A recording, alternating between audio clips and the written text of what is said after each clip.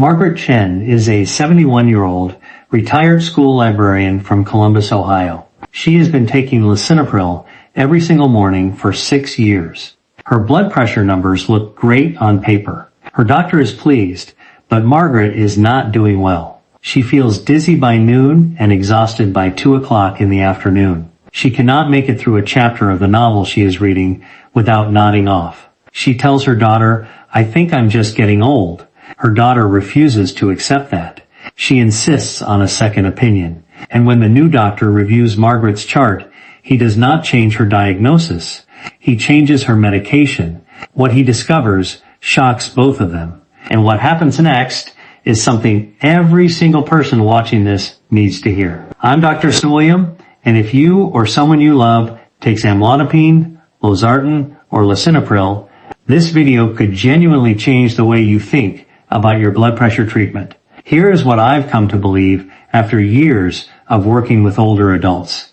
These 3 medications save lives. That is not in question. However, the way they are prescribed, dosed, and monitored in adults over 65 is often dangerously incomplete. Many side effects experienced by older adults are dismissed as simply part of aging, when in reality, they may be the medication speaking. Today, I am going to walk you through 6 critical things that most patients taking these medications were never told. And I need you to stay with me through all 6, because number 3 is a side effect that millions of people blame on aging when it is actually caused by their medication. And number 5 is a blood pressure reading that may appear perfect on paper, but could actually place you in the hospital. If you take any blood pressure medication, or if someone in your family does, subscribe to this channel right now, because what we discussed today could change the conversation you have at your very next doctor's appointment. Before we begin the list, I want to give you a framework, a way of thinking about everything that follows. I call it the dose assumption trap, and it works like this. Pillar 1, your doctor prescribed your medication based on clinical guidelines.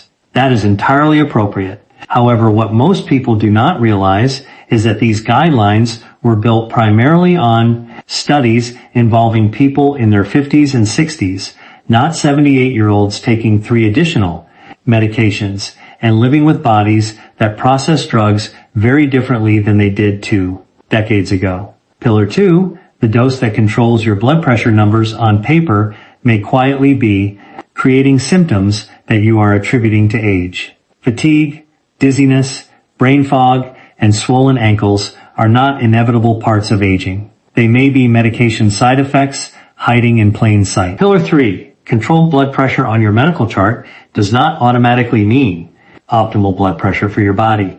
A number that looks perfect in your records might actually be making your daily life worse. That is the dose assumption trap. Your numbers look fine, so everyone assumes your medication is fine, and no one asks how you actually feel. Keep this framework in mind as we go through every single item on this list.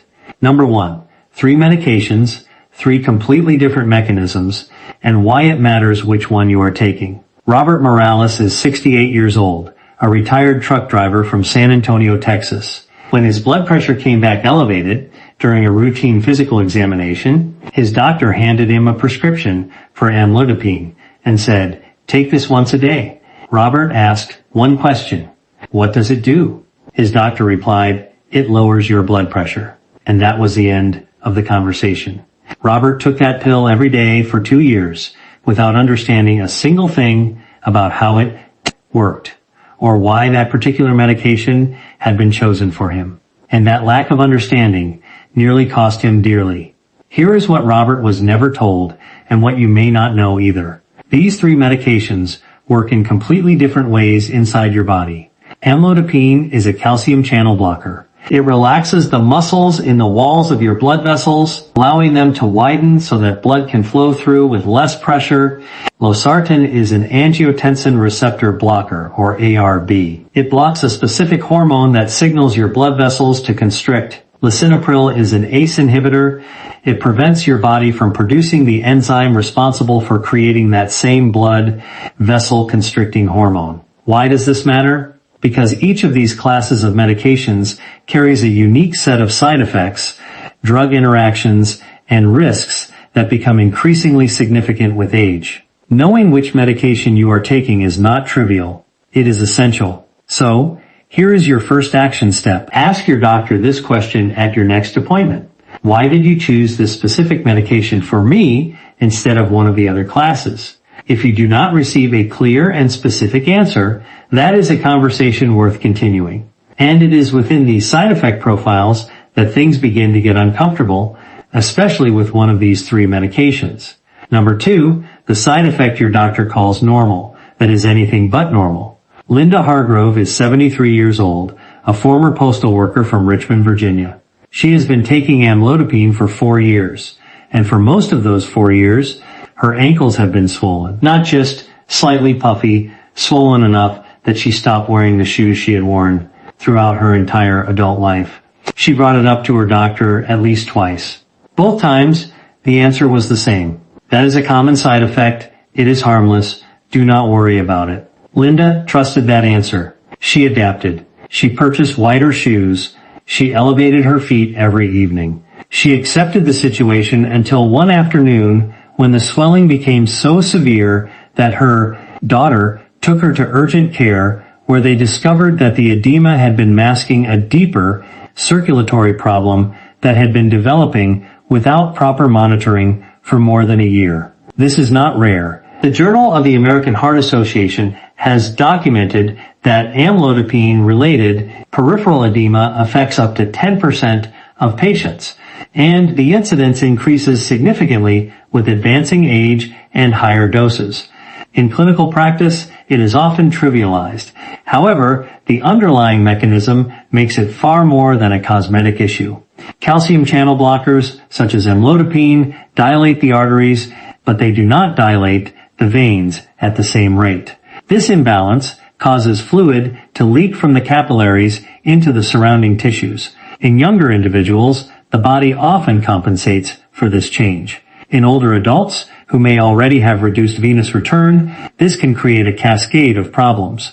Swelling leads to reduced mobility. Reduced mobility leads to further circulatory decline, and further circulatory decline leads to an increased risk of falls. That is not harmless. If you experience swollen ankles while taking blood pressure medication, do not simply accept it. Request a comprehensive medication review. Alternatives do exist. Switching to an ARB, adjusting the dosage, or combining lower doses of 2 different medication classes can often solve the problem. Never accept it's normal as the final answer when a side effect is changing the way you live. If you or someone you love has experienced swollen ankles from a blood pressure medication, type swelling in the comments right now. I want to hear about your experience. However, amlodipine is not the only medication hiding something. If you are taking Lisinopril, what comes next may sound painfully familiar. Number 3, the cough that will not go away and what it is really telling you. James Whitfield is 69 years old, a retired electrician from Knoxville, Tennessee. 3 months after starting Lisinopril, James developed a dry, persistent cough. It was not a cold, it was not allergies. It was simply a tickle in the back of his throat that gradually turned into a cough that refused to go away. He visited a pulmonologist. He underwent a chest x-ray. Some nights he even lay awake, worrying that he might have lung cancer. For 8 months, not a single doctor he saw asked him one simple question: what medications are you taking? This is not a rare side effect. ACE inhibitor-induced cough affects up to 15% of patients, and some population studies suggest that the number may be even higher. The New England Journal of Medicine has extensively reviewed the mechanism behind this phenomenon. Lisinopril blocks the enzyme responsible for breaking down a substance called bradykinin. When bradykinin accumulates in the lungs, it irritates the airways and triggers a persistent, dry cough that no amount of cough medicine will relieve.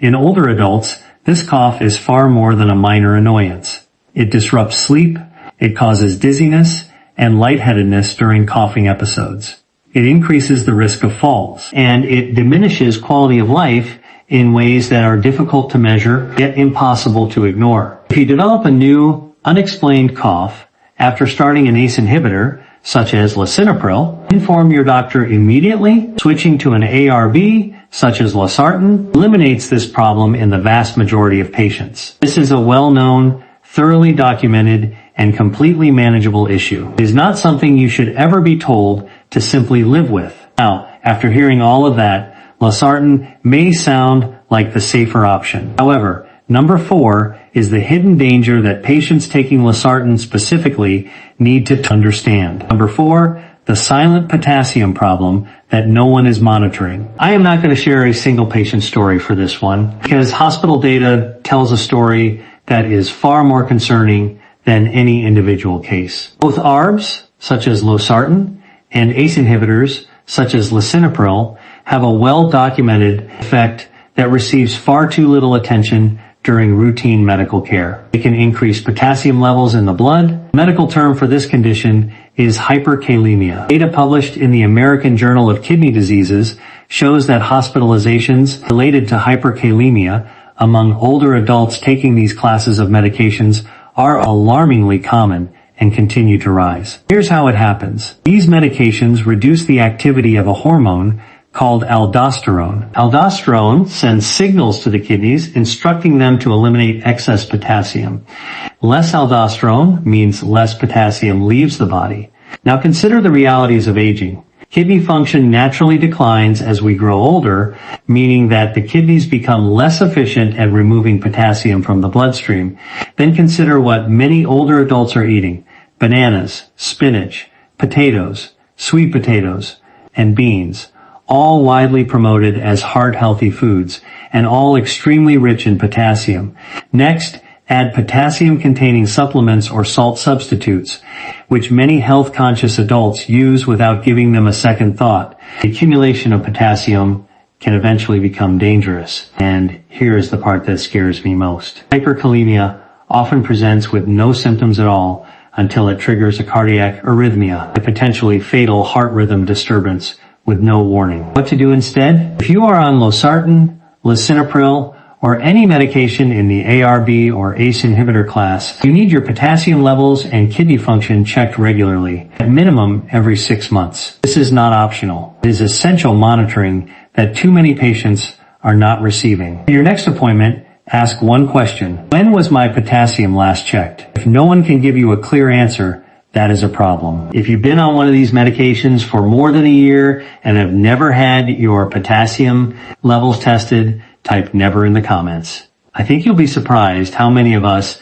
are in the exact same situation. But here's the one that scares me the most as a physician, and it's the one that almost no one is talking about openly. Number 5, the blood pressure number that's actually too low when your medication becomes the danger. Dorothy Flanagan is 76, a retired teacher's aide from Scranton, Pennsylvania. Her blood pressure was what her doctor called perfectly controlled, 118/70. Every visit, her doctor smiled and said, "Numbers look great, Dorothy," and Dorothy smiled back. But Dorothy was falling. Twice in the kitchen, once in the driveway, where she scraped both palms on the concrete trying to catch herself. And then one Tuesday morning, her daughter found her on the bathroom floor. She had stood up, the room went black, and she went down. The emergency room diagnosis was orthostatic hypotension. Her blood pressure was plummeting every single time she stood up. The medication that was supposed to protect her heart was putting her bones and her brain directly at risk. The data on this is compelling and growing. Follow-up analysis of the landmark SPRINT trial, along with a widely cited 2023 study in JAMA Internal Medicine, found that intensive blood pressure lowering in adults over 75, pushing systolic pressure below 120, was associated with significantly increased rates of falls, fainting, acute kidney injury, and dangerous electrolyte imbalances. The American Academy of Family Physicians has recommended more relaxed blood pressure targets for adults over 75, suggesting that a systolic pressure below 150 may be more appropriate for many patients with multiple health conditions. Let me walk you through the cascade, because this is the one I need you to truly understand. Medication lowers blood pressure aggressively. You stand up from a chair or get out of bed. Blood pools in your legs because your vessels can't constrict fast enough to compensate. Your brain receives insufficient blood flow. You feel dizzy, your vision dims, you reach for something to steady yourself. You miss, you fall, you fracture a hip. Surgery follows. Then a hospital stay where hospital-acquired infections are common. Then prolonged immobility. Then muscle loss, cognitive decline, depression. One perfectly controlled number on a chart can trigger this entire chain of events. And it starts with a blood pressure reading that everyone in the room thought was good news. Here is what to do. Ask your doctor to check your standing blood pressure, not just your seated blood pressure. Request orthostatic vitals at every single visit and have an honest conversation about whether your blood pressure target is appropriate for your age, your fall history, and your overall health. Because a systolic reading of 140 might be genuinely safer for you than 118.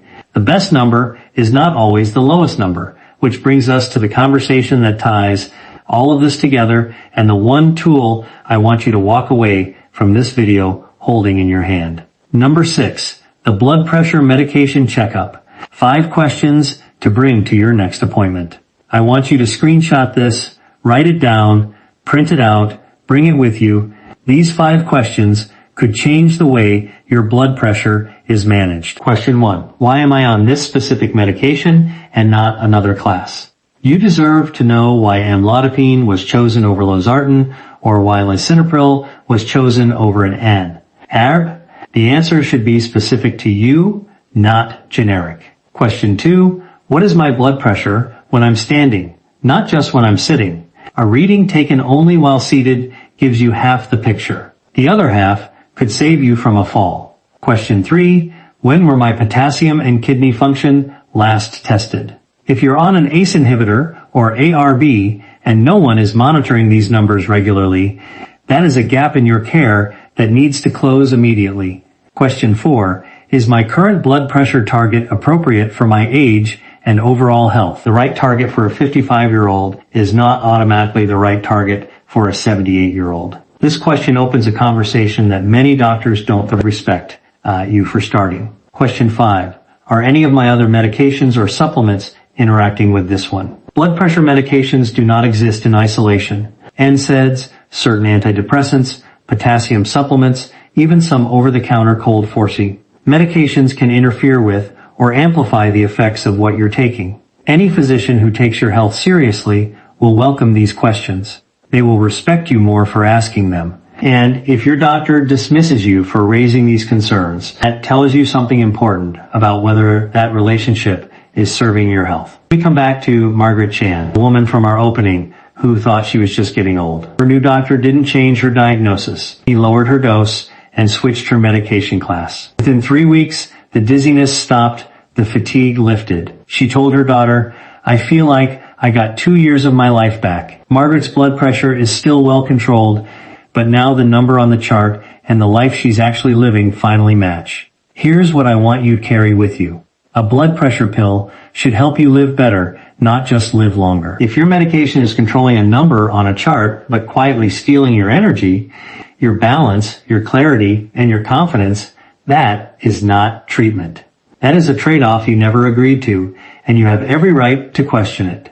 The best blood pressure for you isn't always the lowest one. It's the one that lets you live.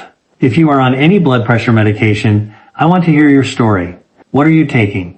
And has anyone ever sat down with you and asked whether it's still the right fit? Tell me in the comments. Your experience could help someone watching this right now who is going through the exact same thing. And if this video made you think differently about your treatment, share it with someone you love. Subscribe so you don't miss what's coming next. I'm Dr. William, and I'll see you in the next one.